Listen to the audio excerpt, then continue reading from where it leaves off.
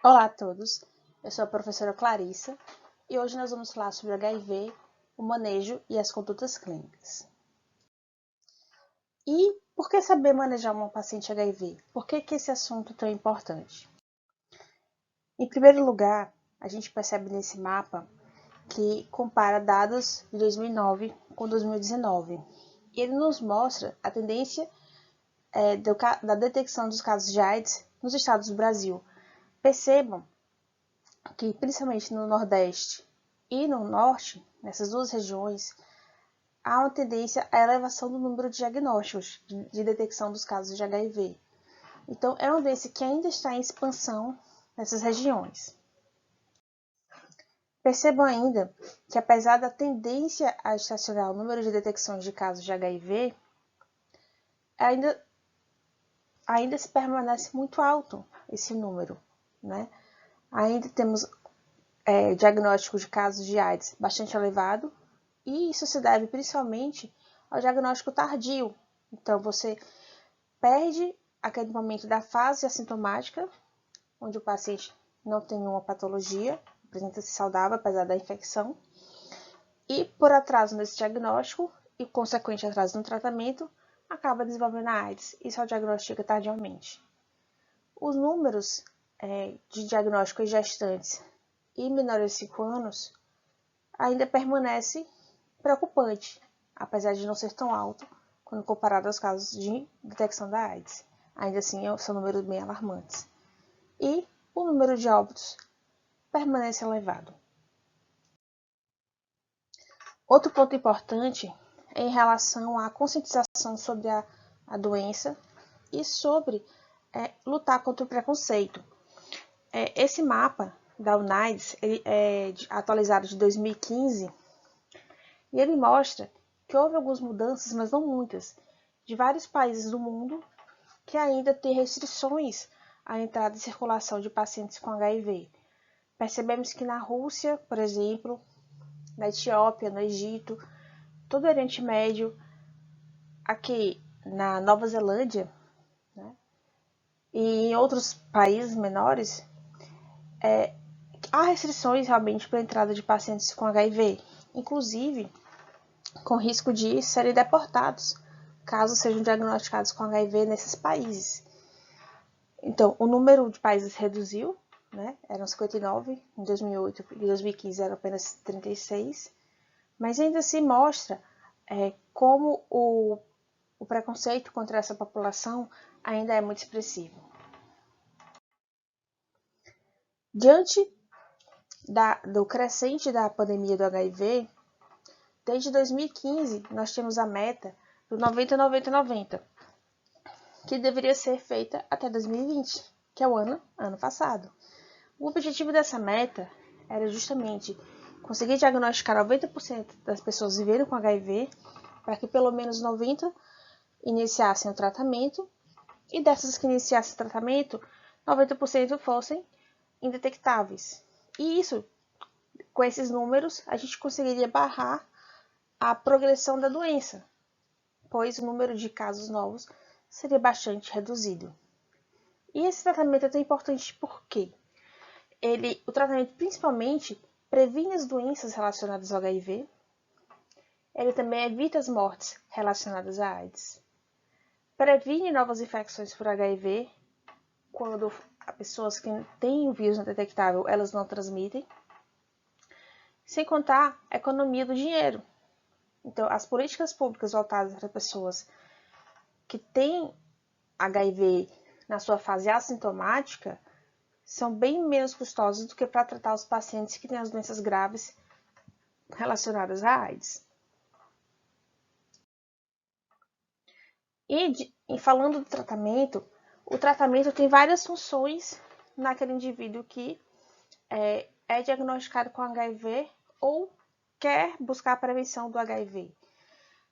Nós já falamos da TARV como prevenção, justamente ao indetectar o vírus na corrente sanguínea, o indivíduo que tem infecção pelo HIV não transmite, ou seja, de certa forma, previne a transmissão.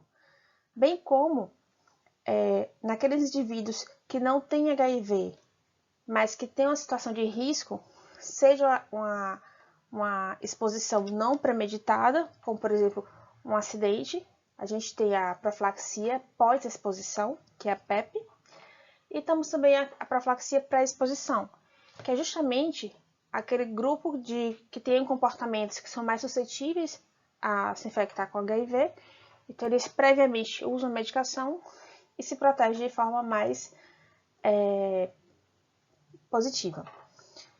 Reduz os danos, visto que manter o uso da medicação faz com que a carga viral seja indetectável e isso impede que haja evolução para as doenças oportunistas.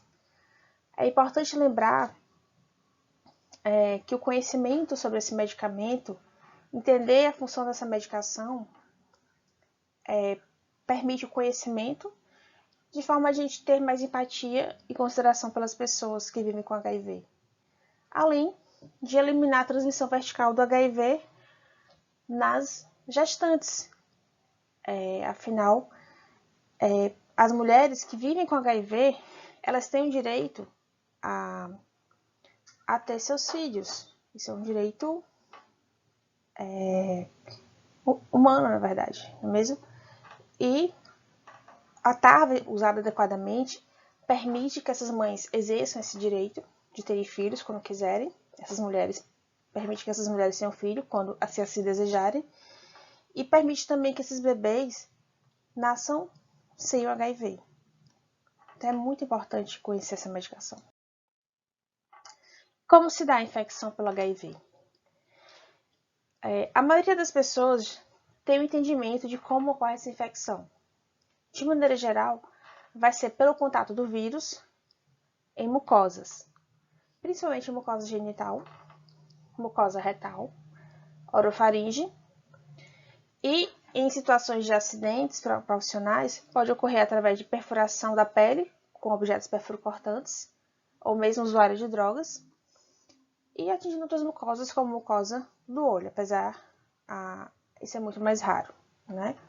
De toda maneira, o vírus ele é presente em líquidos estéreis. Ele está presente no sangue, ele está presente nos líquidos vaginais, está presente no sêmen, está presente no líquor, está presente nos líquidos articulares. Então, o contato com esses líquidos de um paciente que tem o vírus pode transmitir a infecção. E o que vai acontecer quando esse vírus entra no nosso organismo? Ele vai se conectar com os nossos linfócitos CD4, através justamente das proteínas, das glicoproteínas GP120 e GP41, que são inclusive proteínas fundamentais para a realização do diagnóstico, que são os alvos dos testes rápidos, além de outras proteínas como a proteína nuclear P24.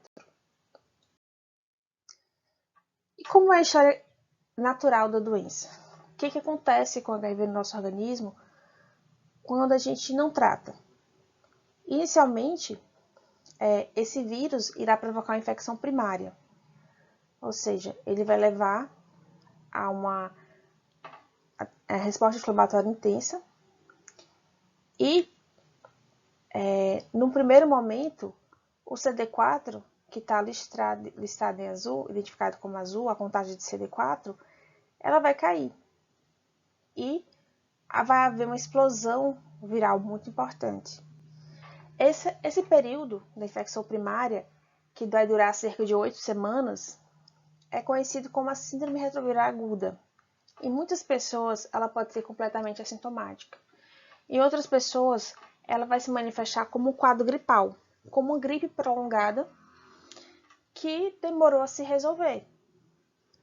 Algumas podem fazer um quadro mais grave e desenvolver uma síndrome mononucleose símile, que é marcada pela febre, pela artralgia, pelo surgimento de linfonodos cervicais, principalmente, pelo exantema maculopapular, às vezes até com visceromegalias, aumento de baço e fígado. E, laboratorialmente, vai se evidenciar como linfopenia. E o que acontece? Depois desse período, que durou cerca de 8 meses, se não houver suspeição do contato, o indivíduo simplesmente vai estabilizar. o organismo vai conseguir ter uma resposta inicial a esse vírus e vai conseguir neutralizar parcialmente a replicação desse vírus. E o que a gente vai ter aí é uma queda abrupta dos níveis da carga viral e o CD4 vai voltar a se recuperar um pouco. Lembrando que ele não volta aos níveis anteriores, ele fica sempre um pouco baixo. Que é um sinal marcante dos indivíduos com HIV é a linfopenia. E esse período de equilíbrio, ele pode durar por vários anos. 3, 5, 6, 7, 8 anos. Em alguns casos, pode durar até 10 anos. Existe um grupo populacional muito específico que são os controladores de elite. São pessoas que conseguem fazer com que o seu organismo consiga controlar o vírus por até 20 anos. Então, tem o vírus, mas não desenvolvem a doença. Outras pessoas, elas já têm uma evolução mais rápida e agressiva. Às vezes, com 3 anos, do momento em que adquiriu a infecção, já desenvolve a doença, que é a AIDS. E isso varia muito de acordo com a população, mas de maneira geral, a infecção é mais agressiva e evolui mais rápido, principalmente nos idosos e principalmente nas mulheres. O fato é que depois desse período de latência clínica, quando o paciente permanece assintomático, há a perda de equilíbrio. Lembrando, um dado muito importante é que durante essa latência clínica, você vai ter uma resposta inflamatória bastante exacerbada, porque não tem alterações clínicas, mas as alterações laboratoriais e as alterações inflamatórias do organismo, elas persistem. E isso associa muito a infecção do HIV a aumento da incidência de eventos tromboembólicos e outras doenças inflamatórias, por conta dessa inflamação crônica que esse estado vai manter. Enfim, depois que o mecanismo de imunidade está exaurido, o vírus finalmente consegue ganhar essa batalha com o CD4 e volta a se multiplicar de forma exacerbada. E o CD4 começa a cair de forma exponencial novamente.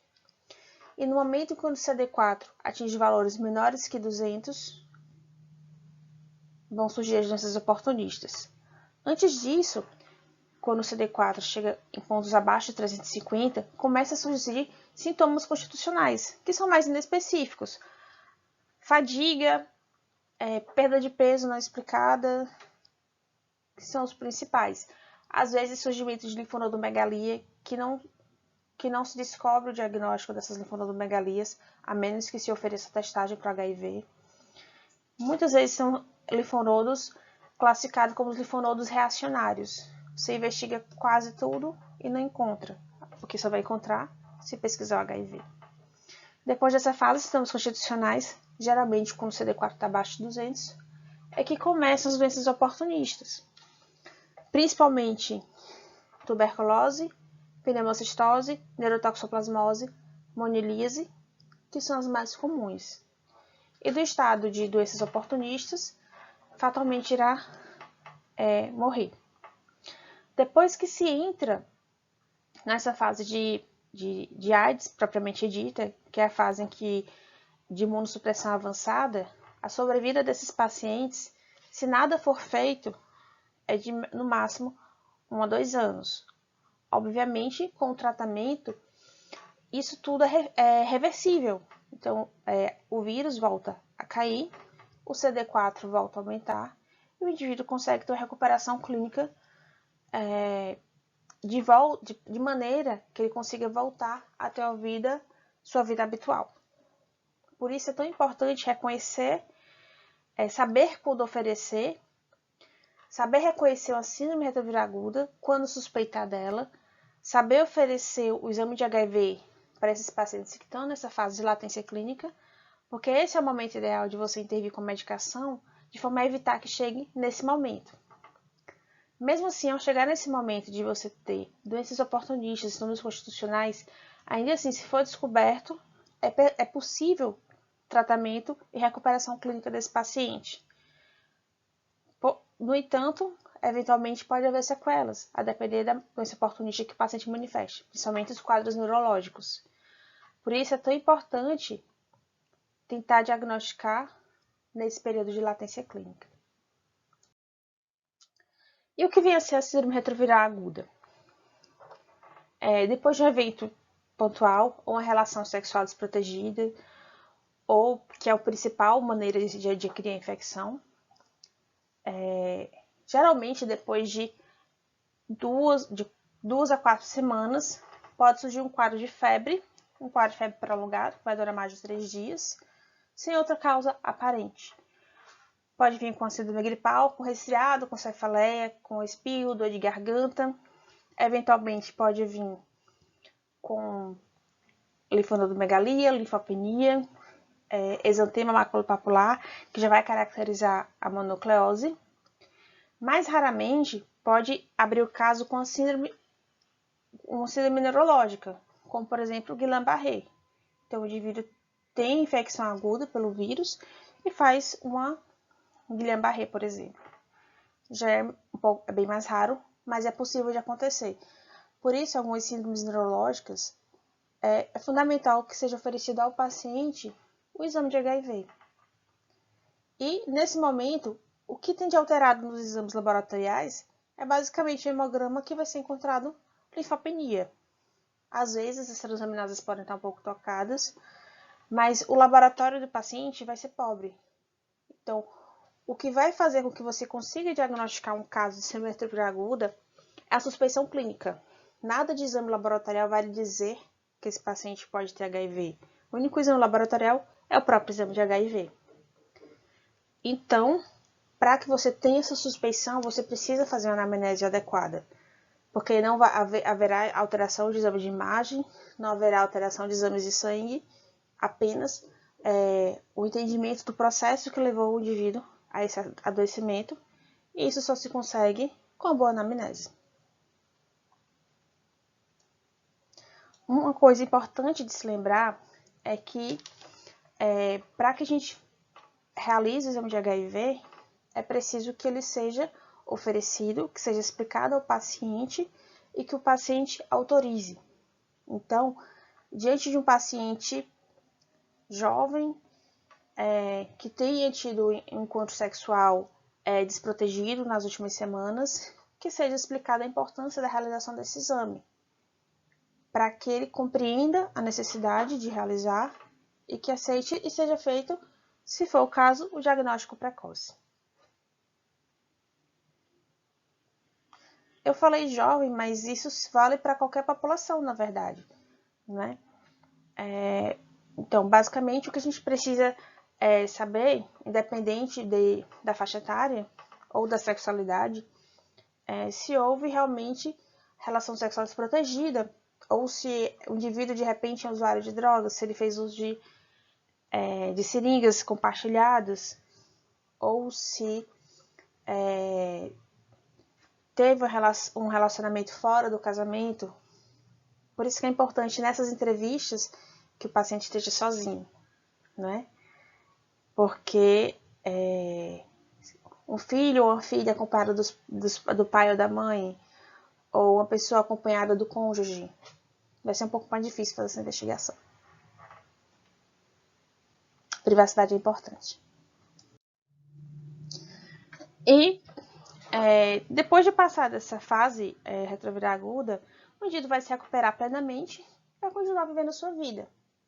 Eventualmente, ele pode ser levado a realizar o exame de HIV por um motivo ou outro, ou por um check-up, ou por uma campanha, ou porque ele viu uma propaganda e resolveu fazer, ou porque ele viu grupos de amigos fazendo e resolveu fazer também.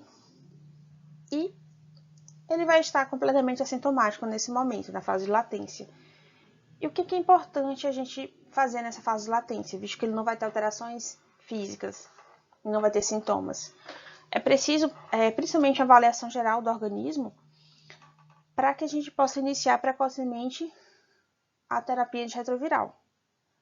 E o que a gente inicia solicitando nesses pacientes? Principalmente contagem de CD4, carga viral. É importante ter esses valores iniciais prévios ao tratamento, porque eles nos falam muito sobre o prognóstico desse paciente. Não é? Então, pacientes que mantêm um CD4 próximo ao normal e uma carga viral baixa, eles vão ter uma melhor resposta ao tratamento. E, eventualmente, esse indivíduo já tem valores baixos de CD4 e ainda não tem doença oportunista, o que torna ainda mais urgente iniciar o tratamento. Além disso, é preciso avaliar hemograma se o indivíduo já apresenta anemia, se apresenta linfopenia importante, função renal hepática, também o próprio vírus, mesmo naqueles indivíduos que não manifestam alterações de imunossupressão grave, eles podem ter a lesão direta do vírus em rim e fígado, principalmente ao rim. Eventualmente, há pessoas que diagnosticam o HIV não por conta de uma doença oportunista, mas por conta de uma insuficiência renal diagnosticada sem causas, outras causas percebíveis. Então, um indivíduo relativamente jovem que faz um quadro de insuficiência renal e quando se vai investigar as possíveis causas, encontra-se apenas como causa o HIV. Em relação ao hemograma, é muito comum, a única manifestação desses pacientes na fase de latência ser uma plaquetopenia leve, não explicada por outras causas. Então, o indivíduo permanece nessa fase completamente assintomático, com as plaquetas em torno de 100, 120 mil, não é suficiente para causar sangramentos, então ele não apresenta sintomas, mas ele vai ter essa plaquetopenia limítrofe. É importante também avaliar o perfil lipídico desse paciente. Lembra que a fase de latência, apesar de não ter sintomas clínicos, ela é marcada pela fase inflamatória da doença, que mantém o organismo em estado crônico de inflamação. Isso está associado a dislipidemias. Então é importante ter esse perfil para, se for o caso, você já entrar com abordagem medicamentosa para esse possível distúrbio de lipídico que ele apresenta. É preciso, fundamental, na verdade, investigar outras patologias que possam ser transmitidas por relação sexual desprotegida, como hepatite B, hepatite C, sífilis, investigar outras patologias que estão associadas a uma evolução mais grave, como hepatite A, toxoplasmose, que está associada a manifestações na doença avançada, citomegalovírus, HTLV, que é um outro retrovírus, que vai causar também danos no CD8. E tem um detalhe bastante importante em relação ao HTLV. O que acontece? O HIV, ele vai infectar as células CD4 e vai levar à morte dessas células CD4. Já o HTLV, ele tem um outro mecanismo. Ele infecta as células CD8 e as imortaliza. Por isso ele está bastante associado a neoplasias hematológicas. E o que acontece quando o indivíduo tem co-infecção HIV-HTLV? O fato dele ter um aumento do CD4 provoca, pela própria dinâmica do sistema imunológico, uma elevação do CD4. E só que essas células CD4, elas não funcionam adequadamente. Então, é aquele indivíduo que tem um nível de CD4 mais elevado e que mesmo assim faz doenças oportunistas, justamente porque a dinâmica do sistema imunológico dele está prejudicada pelos dois vírus em ação. Outro ponto importante em relação à tuberculose. Muitos pacientes com HIV vão desenvolver tuberculose. Os não tratados, obviamente, né? Quando a gente fala de pacientes que descobrem HIV e fazem um tratamento adequado, eles saem dessa estatística. Mas aqueles pacientes que têm HIV e que não tratam, a grande maioria vai desenvolver tuberculose. E por isso é fundamental, assim que descobrir o HIV, fazer rastreamento também para tuberculose. As duas, então, se é um paciente completamente assintomático, não tem sentido pedir baciloscopia. A gente não está falando de um paciente que é sintomático respiratório. A gente está falando de um paciente completamente assintomático, que foi fazer o exame de HIV porque estava na campanha, ou porque ele foi fazer um check-up de saúde, ou por outro motivo. Se for um sintomático respiratório, se ele tiver tosse, obviamente a gente vai pedir baciloscopia. Mas se tratando de um paciente assintomático, o rastreamento vai ser pelo PPD e pelo raio-x de tórax. Se houver disponibilidade, pode ser feita a tomografia de tórax, que vai ser mais sensível. E um detalhe importante, pessoas que já tiveram em algum momento tuberculose vão ter calcificações. Isso porque a grande maioria das pessoas que entram em contato com bacilo de Koch, eles vão ter uma cura espontânea da tuberculose. Então, vão ter contato, vai formar o granuloma inicial e vai fazer a cura espontânea. Não desenvolve a doença propriamente. Sendo que esse granuloma, algumas vezes, permite que hajam bacilos ainda vivos.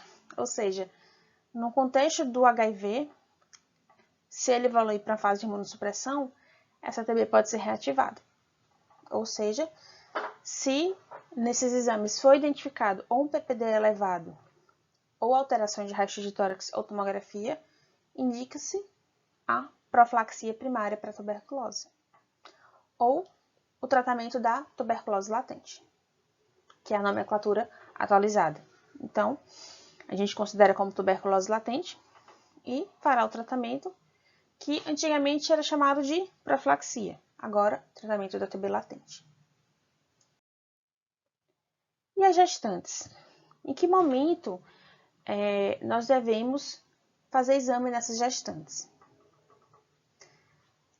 Idealmente, essas gestantes devem ser tratadas, devem ser oferecido exame assim que fizer a primeira consulta de pré-natal, idealmente no primeiro trimestre.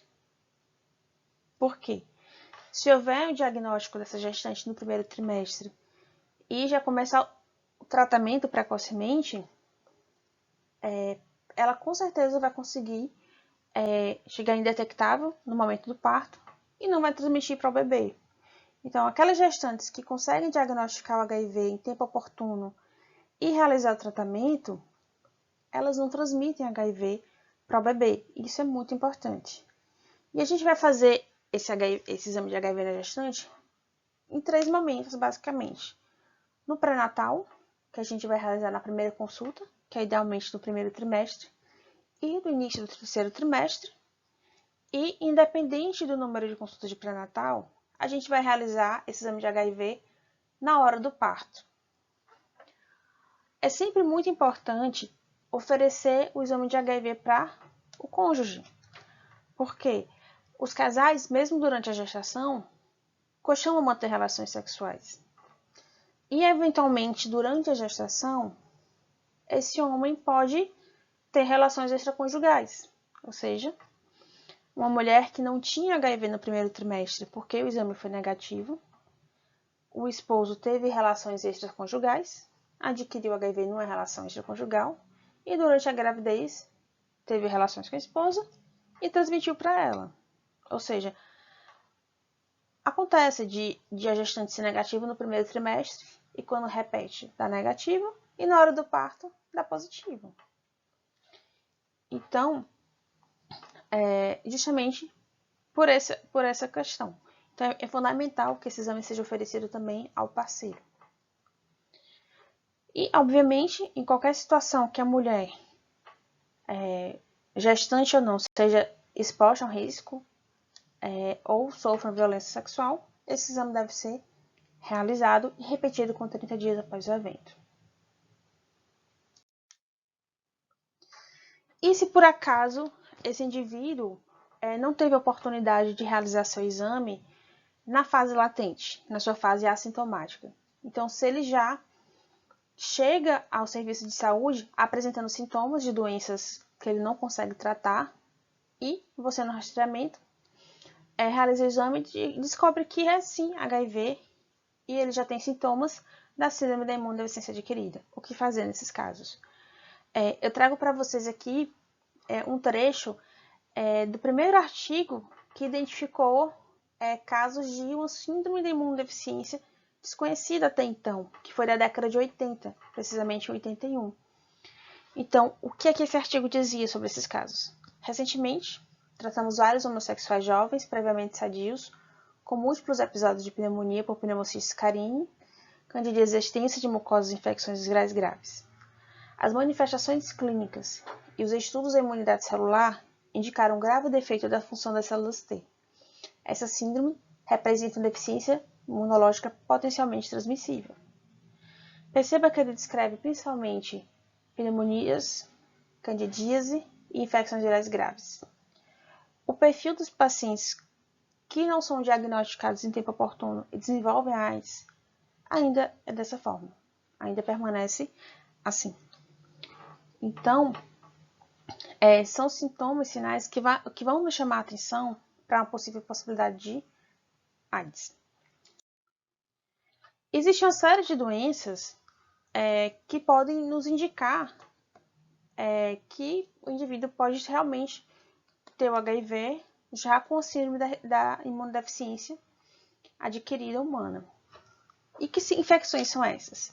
Aqui eu listei várias, né, para vocês terem esse conhecimento, mas as de maior importância, as de mais comuns, são principalmente a tuberculose, que a gente já falou, pneumonias recorrentes, sarcoma de Kaposi é bem importante, geralmente presente nos pacientes com imunodeficiência avançada, com CD4 menor que 50.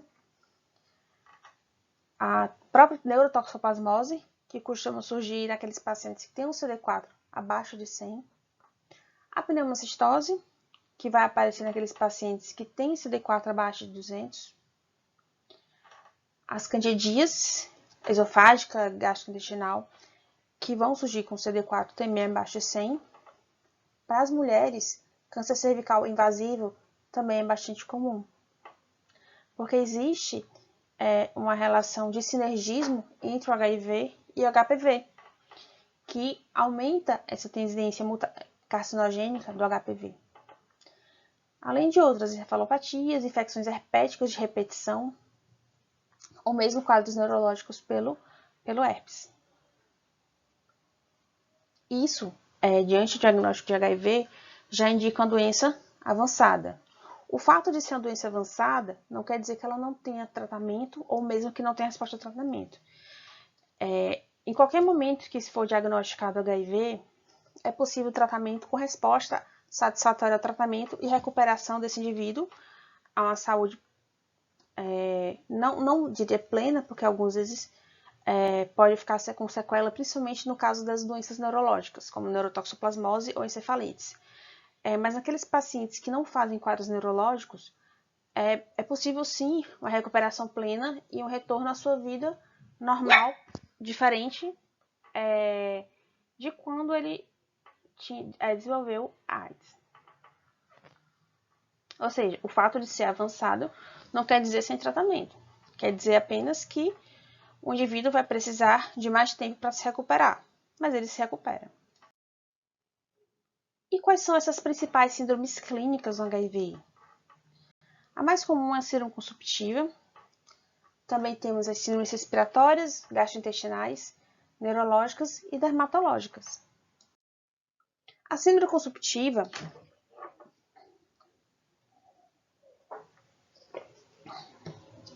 ela é bem caracterizada por perda de peso inexplicada. Então, o indivíduo perde 20, 30 quilos e não sabe explicar o motivo.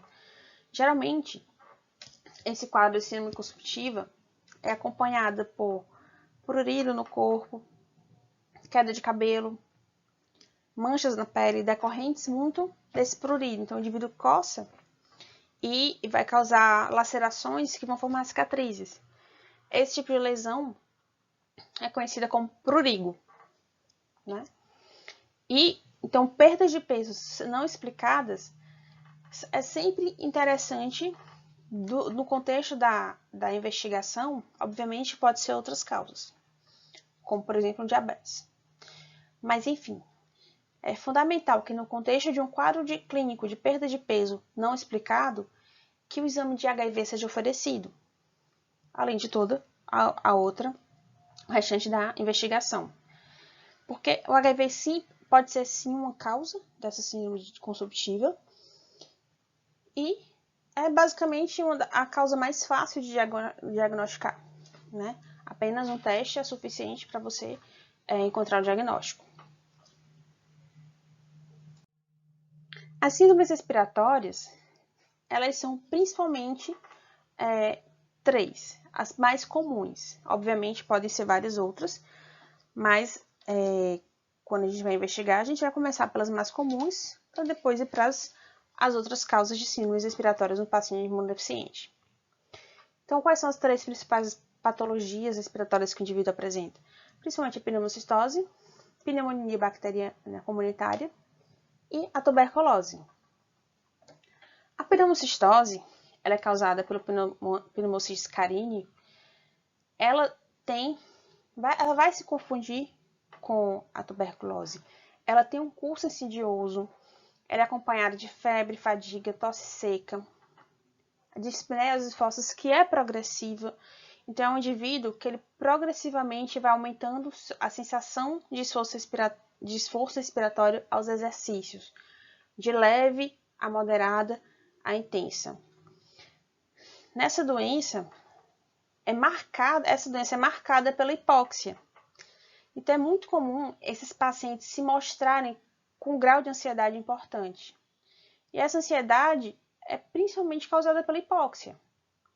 Ou seja, antes de passar um diazepam para o paciente que acabou de descobrir que tem HIV, é importante ver a saturação dele, ou pelo menos escolher uma gasometria, porque ele pode estar em hipóxia.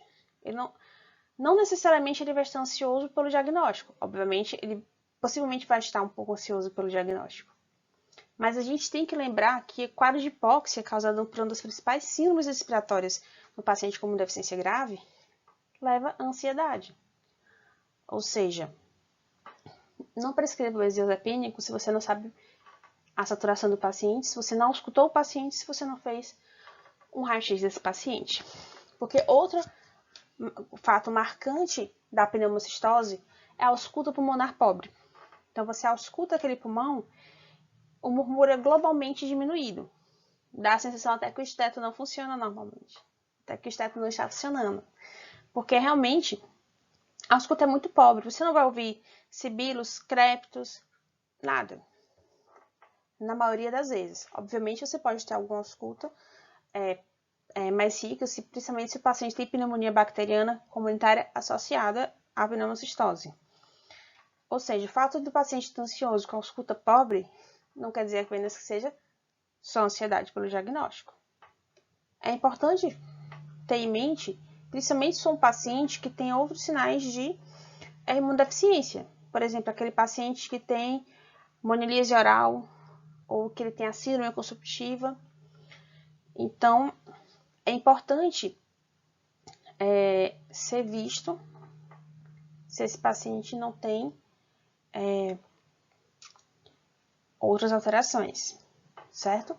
Que exames a gente deve solicitar na suspeita de uma pneumocistose? Raio-x de tórax vai ser o mais fácil de realizar, o primeiro. Hemograma vai encontrar linfopenia importante. Muitas vezes vai encontrar anemia microcística e hipocrômica, anemia da doença crônica. Um DHL aumentado, a desidrogenase lática, justamente pela destruição dos pneumócitos. PCR vai estar elevado. Na gasometria, a gente vai encontrar marcadamente hipóxia. E é fundamental, principalmente naqueles pacientes que têm um quadro de tosse mais importante, solicitar baciloscopia para fazer investigação da tuberculose. Lembrando que é o principal diagnóstico diferencial. E, principalmente nos pacientes que são imunossuprimidos, a tuberculose não vai fazer o quadro clínico de cavitação, como a gente encontra normalmente naqueles pacientes imunocompetentes. Não é? Então, uma vez diagnosticado o paciente com HIV e essa síndrome respiratória, na suspeita de pneumocistose, a primeira coisa mais importante é iniciar o tratamento, porque é uma doença rapidamente progressiva. O tratamento é feito com o Bactrim, preferencialmente, na dose de 75 a 100 mg por quilo do sulfentoxazol, de 6 em 6 horas por 21 dias. Uma opção, caso o indivíduo seja alérgico à sulfa, é a clindamicina, que deve ser feita na dose de 600 mg de 8 a 8 horas, acompanhada da primaquina, também por 3 semanas. Um dado importante é que para aqueles pacientes que apresentam hipóxia com a PO2 menor que 60, é fundamental o uso de corticoide. Como esses pacientes começam o tratamento em ambiente hospitalar, a gente vai fazer a dose de hidrocortisona, que é injetável. Eventualmente, a gente passa para via oral com prednisona. Mas principalmente naqueles pacientes que têm um quadro mais grave de insuficiência respiratória, que precisa de ventilação mecânica, a gente vai iniciar com o corticoide venoso. E outro dado importante, a gente inicia o tratamento para pneumocistose antes mesmo de dar continuidade à investigação de outras síndromes clínicas, porque é um tratamento urgente, o paciente precisa tratar logo. Você inicia o tratamento e vai investigar outras patologias, como tuberculose, por exemplo. E um dado importante, se não houver melhora do quadro respiratório até o 5º dia, provavelmente vai ser outra patologia. Ou, se não for apenas pneumocistose, pode ser outra doença associada, como, por exemplo, outras pneumonias, como, por exemplo, pneumonia causada pelo histoplasma. Também pode ser identificado pelo lavado broncoalveolar. Aqui a gente pode ver um raio-x de um indivíduo com pneumocistose. Você vê o padrão acinar das lesões bilateral, esse que está bem penetrado. Você vê que tem realmente opacidades acinares em bases bilateralmente.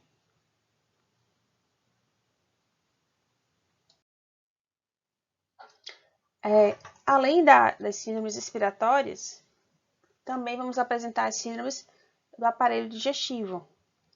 As mais comuns são a candidíase, que é bastante comum, principalmente naqueles pacientes que apresentam CD4 abaixo de 200, né? E ele já é uma identificação fácil de que a imunidade é baixa, mesmo antes da gente ter o resultado do CD4. O tratamento pode ser feito só com anistatina, dependendo da estação, principalmente se houver gastrite por cândida, a gente vai precisar utilizar o fluconazol injetável. Nas enterites, são muito comuns estarem conjuntamente com as síndromes consumptivas, então o quadro de perda de peso acompanhado de diarreia intensa. É importante a gente fazer a coprocultura para investigar principalmente criptosporias e isosporíase, que são patógenos oportunistas muito comuns como causadores da diarreia nos pacientes com HIV. O tratamento pode ser feito com anita, por 14 dias, ou mesmo com o Bactrim, para esses patógenos, na dose de 800 por 160, também por 14 dias. No caso, para o tratamento da diarreia de forma empírica, a gente pode utilizar o metronidazol de 8 em 8 horas, associado ao ciprofloxacina 2 vezes ao dia, durante 7 dias. Isso no caso das enterites agudas, aquelas que duram menos de 15 dias. Para aqueles pacientes que apresentam enterites crônicas, o tratamento precisa ser um pouco mais extenso. É preciso investigar, porque essa enterite crônica pode ser apenas parasitose, mas podem ser outras patologias, como TB intestinal, micoses profundas intestinais, como paracoco. É possível ainda, principalmente naqueles pacientes que têm um CD4 menor que 50, citomegalovírus. Então, esses diagnósticos só vão ser feitos através de colonoscopia. Outro causador importante de enterites crônicas, o próprio herpes simples, também pode fazer isso. Também é diagnosticado pelo aspecto da colonoscopia. Outro dado importante que, apesar de não ter impacto clínico, ele nos ajuda a poder estimar a imunidade do indivíduo, é a leucoplasia pilosa. É um espessamento da mucosa da língua, principalmente nas laterais, que ficam com aspecto de pelos ao redor da língua, por isso esse nome, leucoplasia pilosa. E está relacionado à infecção pelo vírus Epstein-Barr. Isso ocorre por justamente hipertrofia das papilas. Eventualmente é dolorosa. O principal diagnóstico diferencial vai ser feito justamente com candidíase. Qual é a diferença dessas duas lesões? No caso da leucoplasia pilosa, o aspecto, a lesão esbranquecida, ela é aderida à mucosa da língua, ela não é raspável. Diferente da candidíase, que aqui se você tentar raspar com espátula, toda essa camada branca vai se desprender e vai ficar apenas uma região da mucosa enantematosa, bastante friável e dolorida. Outras síndromes importantes são as aftas, bastante comum nesses pacientes, as quelites angulares, como vocês podem ver,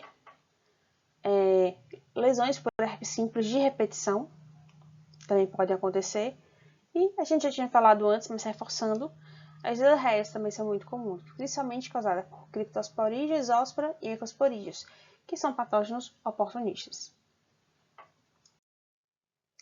Outras síndromes importantes são as síndromes neurológicas. O próprio HIV, ele tem ação direta no sistema nervoso central. Então, ele por si só está associado à deterioração do sistema nervoso e a quadro de demência, se não for tratado adequadamente. Lembrando, essas patologias que a gente fala, se elas forem tratadas adequadamente, elas não vão surgir. Então, essas situações clínicas que a gente está descrevendo é justamente naqueles pacientes que ou não tiveram a oportunidade de diagnosticar a tempo o HIV, ou que, por algum motivo, não conseguiram tomar o tratamento, fazer uso do medicamento adequadamente. E quais são as principais síndromes neurológicas? A principal síndrome neurológica dos pacientes com HIV é justamente a neurotoxoplasmose.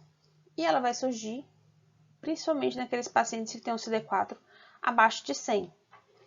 Aqui a gente percebe uma alteração de tomografia, com esse em contraste, mostra a principal característica da lesão da neurotóxio, que é justamente o reforço do anel na lesão da neurotóxio. Isso é bem característico.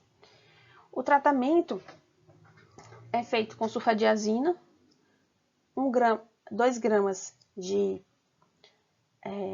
6 em 6 horas, 1 grama de 6 em 6 horas, 2 comprimidos de 6 em 6 horas, com a perimetamina.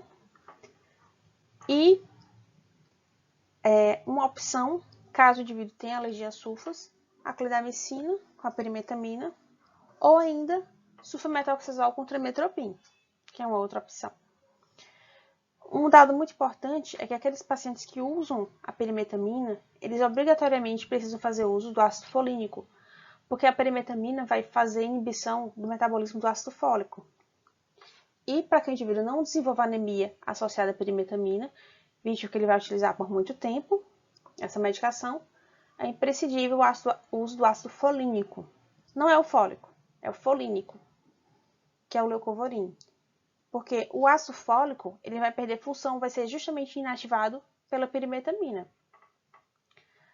Outra medicação que é fundamental no tratamento da neurotoxoplasmose é o corticoide, porque as lesões, muito do sintoma da neurotoxoplasmose é relacionado ao edema cerebral que a doença causa.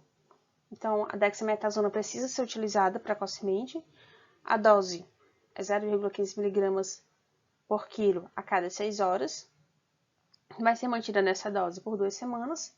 E depois disso, a gente vai iniciar a redução gradual de dose. O tratamento total da neurotoxoplasmose é feito por 6 semanas. Depois disso, é iniciada a profilaxia secundária, até que esse indivíduo apresente CD4 a níveis maiores que 200. Também é possível ser realizado, apresentar encefalite herpética. A neurocriptococose pode acontecer nos indivíduos imunocompetentes também, mas ela é mais comum nos indivíduos imunossuprimidos. Vai ser diagnosticada pela punção lombar. Então, aquele paciente, os sintomas clínicos são principalmente a cefaleia intensa e, ao realizar a punção lombar, vai haver hipertensão do líquor. O tratamento é feito com antifúngicos por bastante tempo, até negativar o líquor, e seguido de um tratamento de manutenção. A meningite bacteriana, se ela pode acontecer em imunocompetentes, ela também é bastante comum nos pacientes imunossuprimidos. O diagnóstico também é feito por punção lombar e o tratamento é realizado da mesma forma, com cefalosporina de terceira geração. A leucoencefalopatia multifocal progressiva está bem associada a uma alta carga viral, que é justamente a destruição da massa branca, por dizer assim. Então, você tem uma destruição cerebral que isso é bem identificado pela ressonância magnética. E a própria cefalite pelo HIV, no caso, o próprio vírus causando alterações no sistema nervoso central. Além desses quadros, a própria demência do HIV também já é bem descrita. Então, o indivíduo vai se manifestar clinicamente com um quadro demencial precoce. Aqui a gente pode ver também tomografias mostrando o anel de realce do toxoplasmose e aqui a região do edema, uma tomografia sem contraste.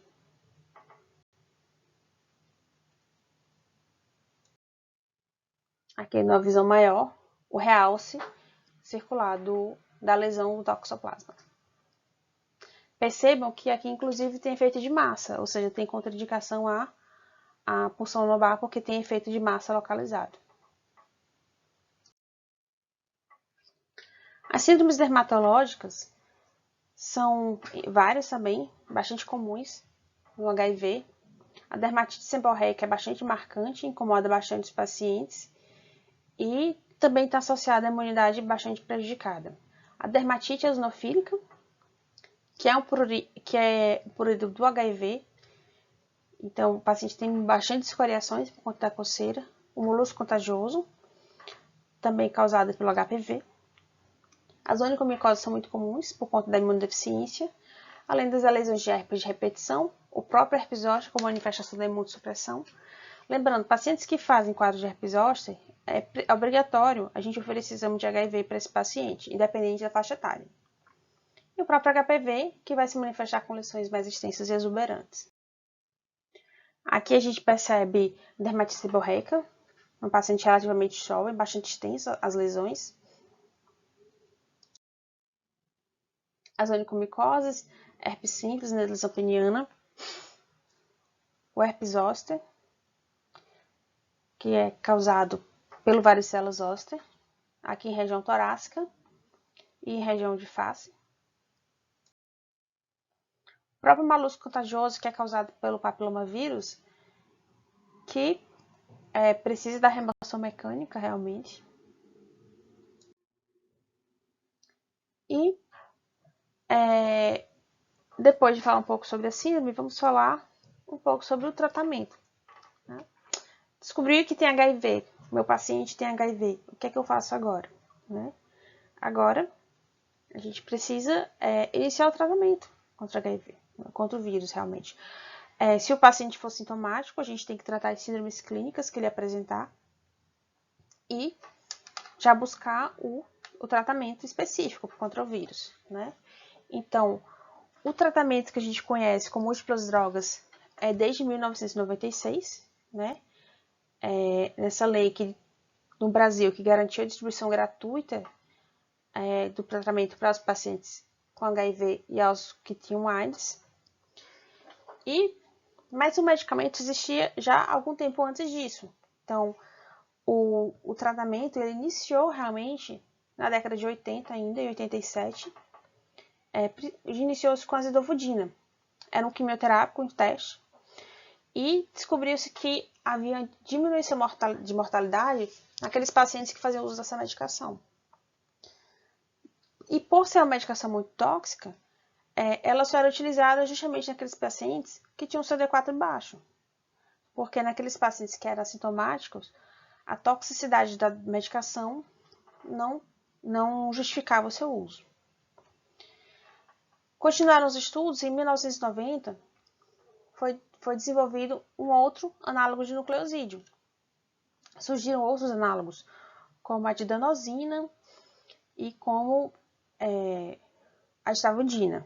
E a partir daí começou-se a terapia dupla. Né? E o que aconteceu nesse período? Percebeu-se que quando se utilizava monoterapia ou terapia dupla, rapidamente esse medicamento parava de funcionar. Surgiu resistências, o medicamento não funcionava mais e fatalmente o indivíduo iria desenvolver a AIDS. Até que em 1995 já havia 3 classes diferentes, né, de medicamentos, que eram os análogos nucleosídeos, não análogos e os inibidores de protease. E a partir de 95 foi instituída a terapia tripla, e que é o que a gente mantém até hoje. E a partir daí percebeu-se que o tempo de tratamento, de efetividade desses medicamentos era muito maior. E foi desde então que surgiu a era da HART, da terapia de alta efetividade. E aqui a gente pode perceber a curva de mortalidade associada a esses medicamentos. Então, começou no final da década de 80, tem uma mortalidade bastante alta. E a partir de 94 a 95, a gente começou a utilizar os inibidores de protease.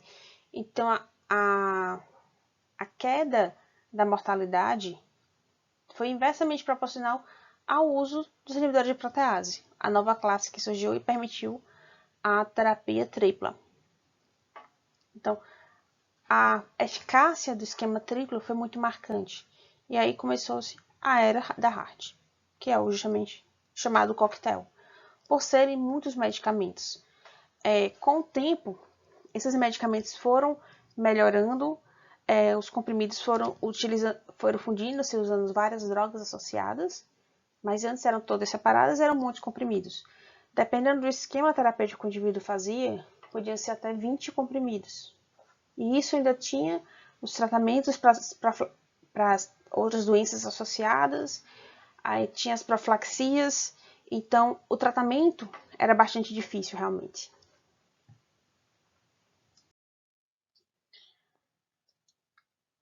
Nós vamos ver agora um vídeo mostrando o mecanismo de ação do vírus e dos medicamentos que vão atuar contra cada mecanismo. A infecção pelo HIV, a própria replicação do HIV, envolve várias etapas e é fundamental que essas proteínas virais estejam íntegras para que aconteça. Então, a gente pode perceber o vírus se aproximando de um linfócito TCD4, e para que a infecção ocorra, são necessários receptores, no caso em amarelo, que são os CD4, e os correceptores, que são esses em azul, que podem ser o CCR5 ou CXCR4. E as glicoproteínas virais de superfície vão se ligar justamente ao receptor CD4. Aqui as glicoproteínas 120 e aqui em azul a glicoproteína 41.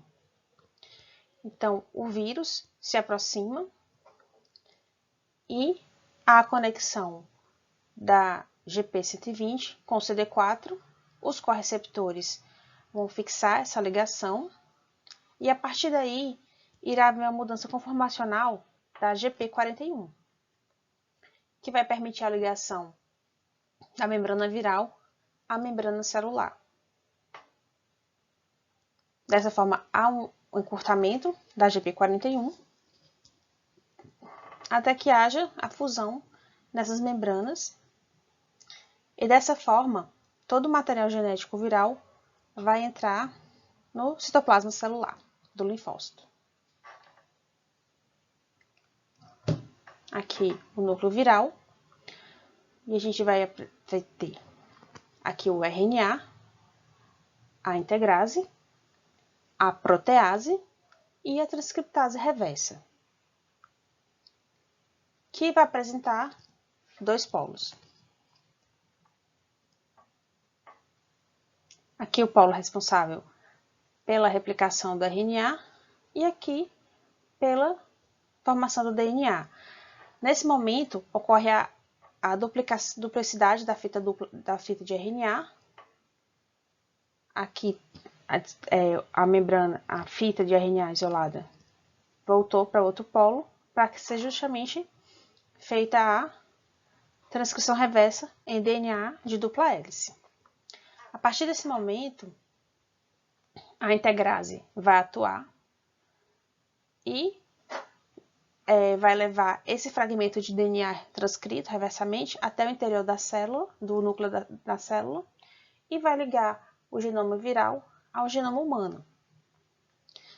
Uma vez ativado esse linfócito T, esse fragmento de DNA viral começa a produzir suas próprias proteínas virais.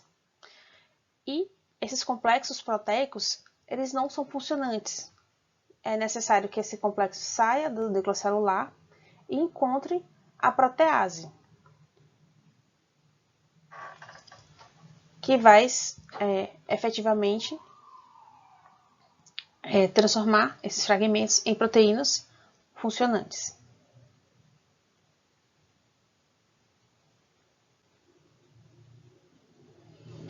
E depois de todas as porções produzidas, vai haver a nova formação de um núcleo viral e a célula, o vírus imaturo, vai ser eliminado desse CD4 e vai passar por um processo de amadurecimento na corrente sanguínea até que ele possa encontrar novos linfócitos T para reinfectar. Esse processo ele ocorre bilhões de vezes durante o dia e só a medicação é capaz de efetivamente impedir esse processo. Então, as medicações atuam em vários locais. No caso, temos os inibidores de fusão, que impede que haja a fusão do vírus, além de termos os inibidores dos correceptores. Aqui nós temos inibidores da transcrição reversa análogos de nucleosídeo, que entram na cadeia, e os inibidores de transcriptase reversa não análogos, que impedem a transcrição. Temos os inibidores de integrase, que impedem que o genoma viral integre o genoma humano, impedindo a sua ativação, e os inibidores da protease impedem que aqueles conglomerados proteicos sejam transformados em proteínas ativas. E dessa forma, com as medicações associadas, a gente pode controlar a infecção viral.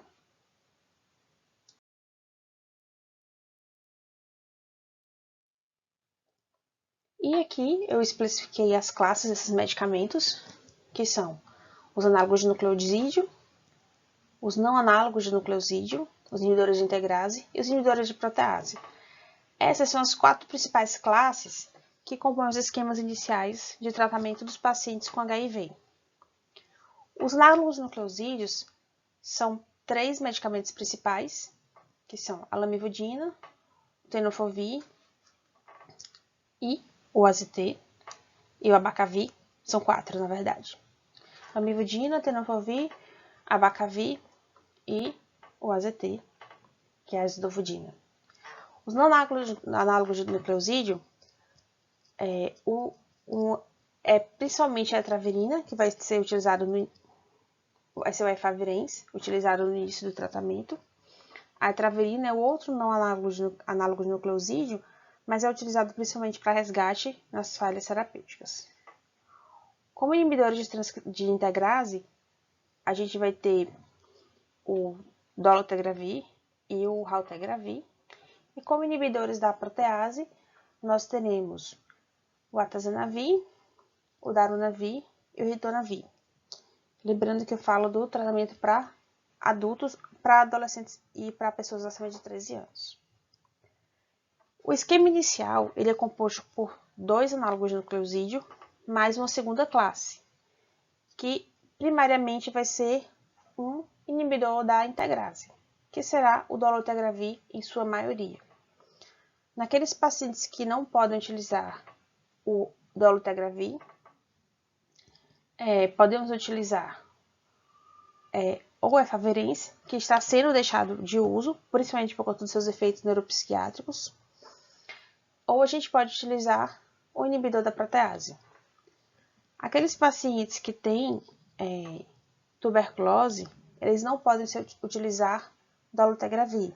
Então, uma opção é utilizar um outro inibidor de integrase, que é o raltegravir. Então, o esquema será composto por lamivudina, tenofovir e raltegravir nesses pacientes com tuberculose.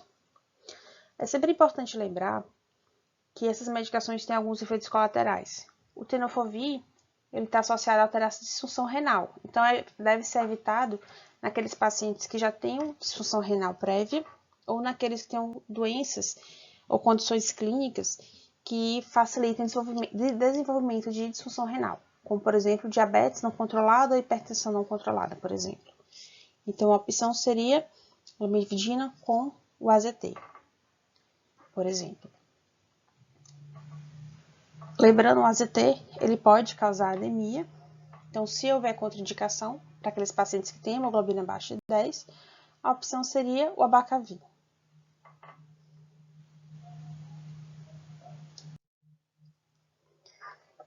E, além da TARV para tratamento, nós temos também a TARV como prevenção. E de que maneira é feita essa prevenção? A gente tem duas maneiras, duas indicações principais de fazer a prevenção do HIV. Que no caso é utilizando a PEP, que é a profilaxia pós-exposição, e a PrEP, que é a profilaxia pré-exposição. A PEP, ela está indicada principalmente para aquelas situações de exposição não premeditadas, seja exposições sexuais de risco, por exemplo, ruptura da camisinha, ou acidentes profissionais, como contato profissional com sangue, com perforocortantes que possam estar contaminados. E nesse caso, a profilaxia pós-exposição, ela é composta por 3 substâncias, que é a lamivudina, o tenofovir, esses dois são associados nesse comprimido branco, mais o dolutegravir, que é esse comprimido amarelo. Eles devem ser tomados por 28 dias, os dois juntos, uma vez ao dia, durante 28 dias, para evitar que o indivíduo adquira a infecção pelo HIV. Principais indicações, pós-exposição sexual de risco ou acidentes com material biológico. E, idealmente, no caso, quando a exposição sexual de risco, o ideal é que o indivíduo que se expôs e o parceiro sejam testados. Caso isso não seja possível, é prescrito realmente a profilaxia pós-exposição. Para aquelas pessoas que já vivem alguma situação que facilite a infecção pelo HIV, como por exemplo casais discordantes, ou mesmo profissionais do sexo, ou homens que fazem sexo com homens, e existe a PrEP, que é a profilaxia pré-exposição. Ela é formada por 2 medicamentos, tenofovir e emtricitabina, e de maneira geral, para aqueles pacientes que fazem uso da PrEP constantemente, é interessante que eles venham para a PrEP, por ser menos medicamentos, existe um menor risco à saúde. Então, ele deve ser tomado de forma contínua. Um fato importante em relação à PrEP é que não é suficiente apenas um comprimido para que haja proteção. É preciso que ele seja usado por pelo menos uma semana para que ele seja efetivo no seu objetivo de uso.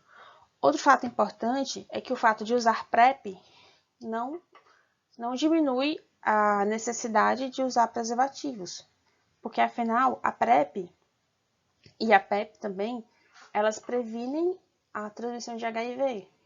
Elas não têm nenhuma função em diminuir risco de adquirir outras DSTs. Então, tanto a PEP quanto a PrEP devem ser utilizadas associadas a métodos de proteção de barreira, para que sejam realmente efetivas.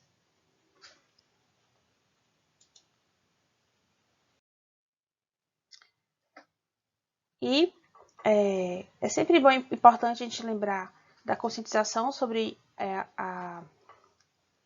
reconhecer os pacientes com HIV e lutar contra o preconceito. Então, o conhecimento sobre a patologia nos torna mais sensíveis ao entendimento do que é vivido por essas pessoas que têm o HIV, né?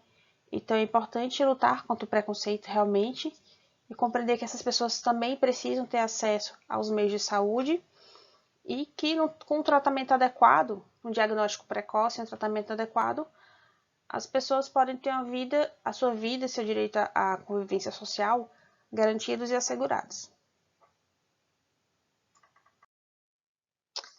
E, lembrando mais uma vez, o mais importante de tudo é fazer o uso adequado do tratamento para se manter de forma carga viral indetectável e conseguir finalmente quebrar a cadeia de transmissão.